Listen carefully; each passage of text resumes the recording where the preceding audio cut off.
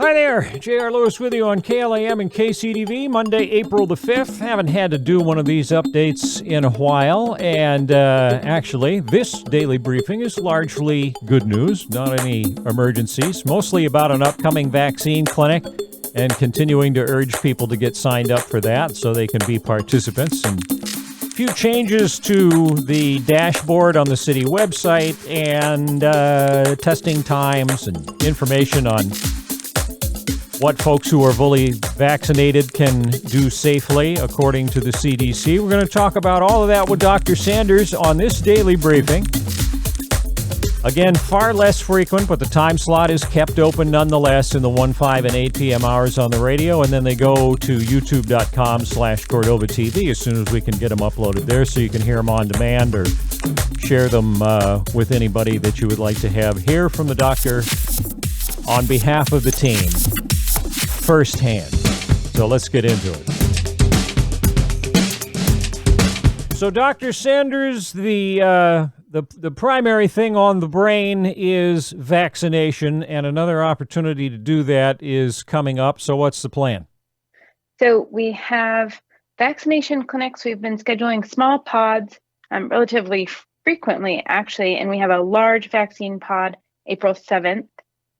Most people have already been notified if they're scheduled for this clinic. People that are interested in getting vaccinated, we still encourage them to call or sign up on our website. We have both the Moderna and the J&J vaccine available. People that are waiting to sign up should go ahead and sign up.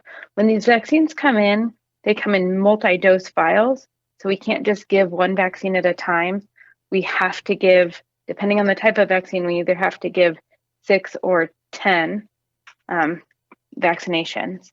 Okay. So we really need people to sign up ahead of time so that we can provide the doses in these kind of clusters. And Cordova is doing excellent. At least almost 1,200 people have started the immunization process, and many of them have completed it. We feel like things are going really well, and we're happy to be able to continue providing these.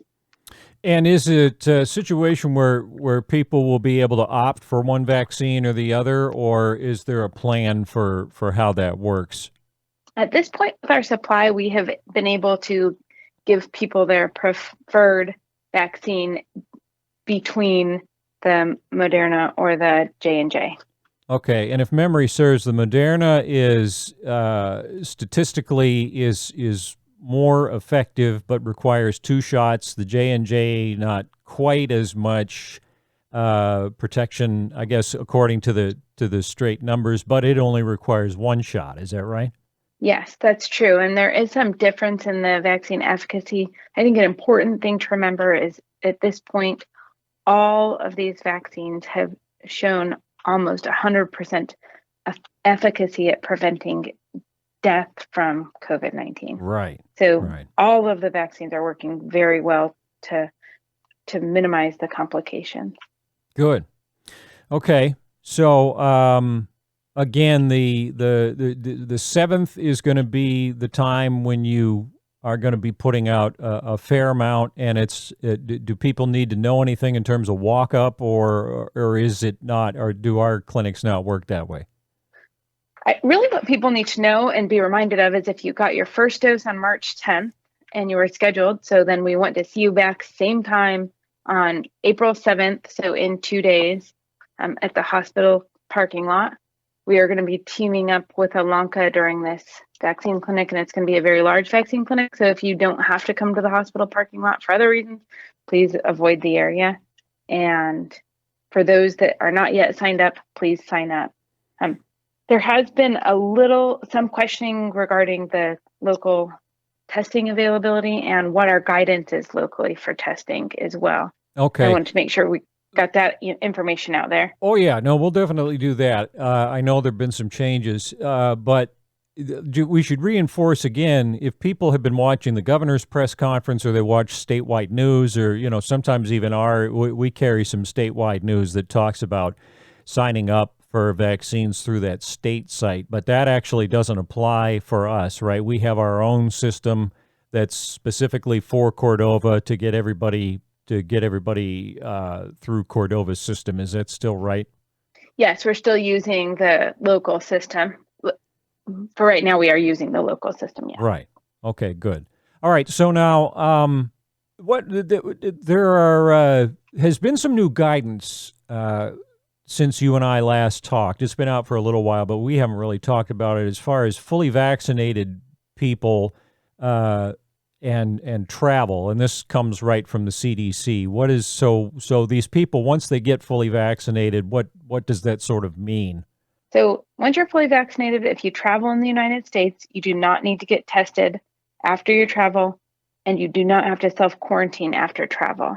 Cordova does not have any additional rules. So if people from Cordova travel and are fully vaccinated, they do not have to have post-travel testing or quarantine as long as they feel healthy.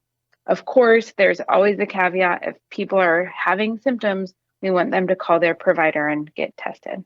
Okay.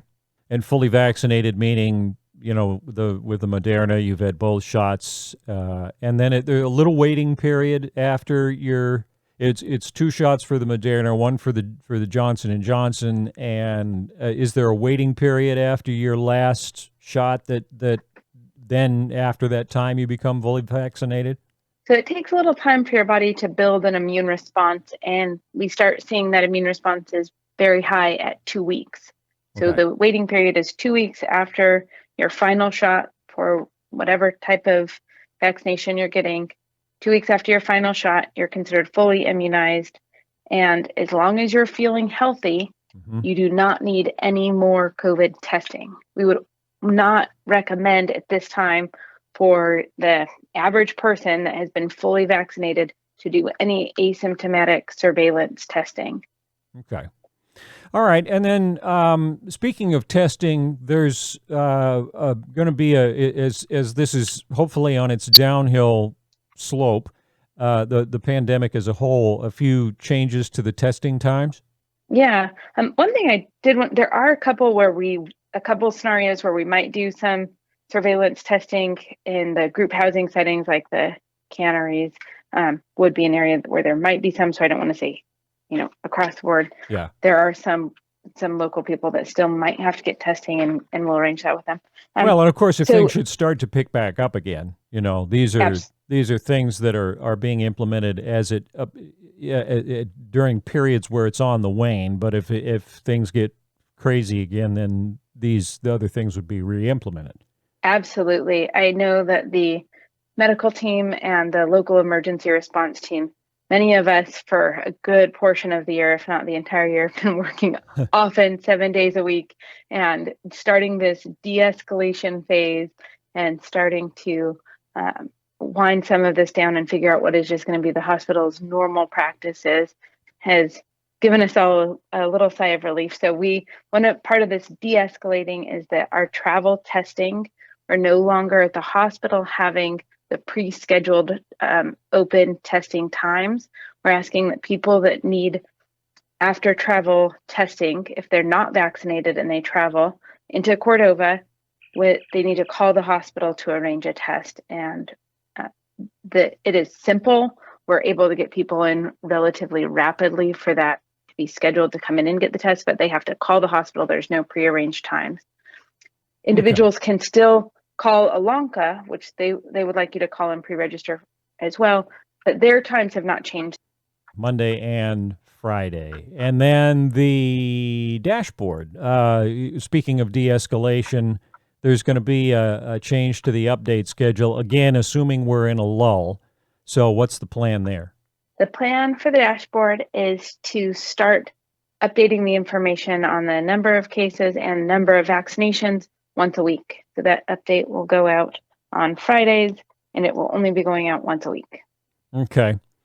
And that, again, is because there doesn't tend to be an awful lot of movement on it. But if we should have another, situation like we had however long ago where we had a bunch of cases going up, then there's a good chance that procedure would change back to a more active phase. Absolutely. And the medical team here is always monitoring what's going on in the community, both with COVID and any other potential emergency. So if there's anything that we need to alert the community to, we will update it there and then update through all the media resources that we have, including you. Thank you so much for helping us get the word out. Oh, glad to do it. It's part of our mission. It's why we're here. And I'm wondering in closing if there have been any additional frequently asked questions of you or other people on the staff, other people on the team, or does everybody seem to be sort of acclimated? I think a lot of the questions are what can we do after a vaccine, and people starting to figure out how to comfortably get back to their activities if they are fully vaccinated. We do encourage people to get back to having a little bit more socialization and getting out, especially when they're fully vaccinated. We still recommend wearing masks in public spaces. And if you've had any travel, even if you're fully vaccinated, we still want people to be cautious. The masks have been incredibly effective at helping prevent this. And so we're still following the CDC's recommendations to wear masks and continue to be cautious, but really encouraging people to get back to normal activities as best they can. And if you are not vaccinated, please sign up. We can get all 3 types of available vaccine. Pfizer is licensed for 16 to 18-year-olds, and that is the group that we've been able to make. We'll get special requests and just get 1, sometimes 2 vials in, so we can capture that group as well. Sure. Is there any scuttle that you're aware of? And obviously we'll preface it by saying would be completely speculative, but as to when the masking requirements might eventually be relaxed? Is there a certain threshold that the CDC is looking for before it says, okay, we probably don't need these anymore?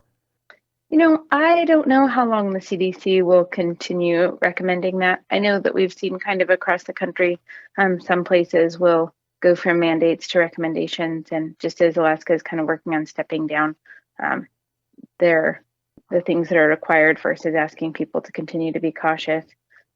So we'll wait and see. Yeah. I know that for me, with the masks, wearing a mask, although I certainly miss seeing people's faces, but if that can allow us to get back to more normal and more interaction, then it feels very simple to continue for now while we see where this is going. Sure. Okay, well, as always, I appreciate the time. It's good to learn from people who know stuff, and I don't know when we'll visit again, but it'll be what it'll be. I hope things go well for you until then. Thanks, you too. All right, that'll wrap things up for this daily briefing. A visit with Dr. Sanders on KLAM and KCDV. Remember, if you want to sign up to get vaccinated, there's a local system that works much better than the big bloated state system. I can tell you from the reports of others who have been on that waiting list forever and never get a call. Nice to have a local system that works so well for our Cordovan folks. And visit the CCMC website for that, or the city's website, which will point you to it. And that updated testing schedule and all that. We're talking about that on the radio, and it's also at covid19.cityofcordova.net, as is all of the latest information from the city's response. Thank you for tuning in. Again, as I mentioned at the top of the show, we don't need to do these a lot anymore, but we still continue to hold these time slots open, 1, 5, and 8 p.m. on the radio, and then youtube.com/Cordova TV if you want to hear the upload. As soon as that can get up there, then it's available on demand. Thanks for tuning in. We'll get you back to regular programming on the Clam and the Eagle.